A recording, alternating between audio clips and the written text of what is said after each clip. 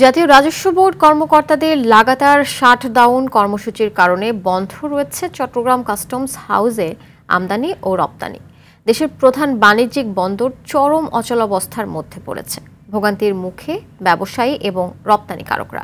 বন্দর কর্তৃপক্ষের আওতাধীন কোনো যানবাহনই গেট ইন ও গেট আউট কার্যক্রম করতে পারেনি। চট্টগ্রাম থেকে সাইফুল মাহমুদের পাঠানো তথ্যচিত্রে বিস্তারিত ইফতেশামুল গনির রিপোর্টে। রাজস্ব খাতের সংস্কার ও রাজস্ব বোর্ডের চেয়ারম্যানের অপসারণ দাবিতে শনিবার থেকে সারা দেশের শুল্ক কর কার্যালয়ে লাগাতার শাটডাউন কর্মসূচি শুরু হয়। আর এই কর্মসূচির সবচেয়ে বড় ধাক্কা লাগে চট্টগ্রাম বন্দরে। কাস্টমস কর্মকর্তা ও কর্মচারীদের শাটডাউন কর্মসূচির কারণে একই দিনে চট্টগ্রাম বন্দর দিয়ে ৩,৬৮০ কন্টেনার রপ্তানি হয়নি। এসব কন্টেনারের সিংহভাগই পোশাক শিল্পের। আমদানিকারক যারা তারা খুব ক্ষতিগ্রস্ত হইতেছে, দেশের উন্নয়নের বিরাট ব্যাঘাত ঘটতেছে।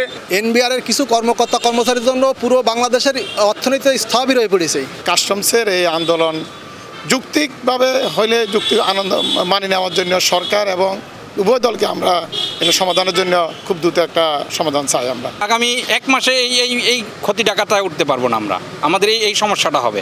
এই সমস্যার জন্য যেহেতু কাস্টমস এই কাজটা করতেছে, আমরা প্রত্যাশা রাখি যে তারা যত দ্রুত সম্ভব তাদের সমস্যার সমাধান করে কাজে ফিরে আসবে।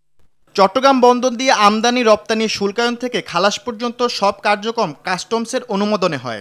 ফলে কাস্টমসের কার্যক্রম বন্ধ হলে বন্দরের কার্যক্রমও বন্ধ হয়ে যায়। আজকে যদি তার যৌক্তিক কোনো সমাধান না হয়, আগামীকাল আরো বেশি ক্ষতিগ্রস্তের দিকে দেশ যাবে। তা আমাদের প্রত্যাশা করছি, আমরা কামনা করছি যে বর্তমান অন্তর্বর্তীকালীন সরকার একটি যৌক্তিক সমস্যার সমাধান করার জন্য। রপ্তানির মতো আমদানিতেও অচলাবস্থা চলছে।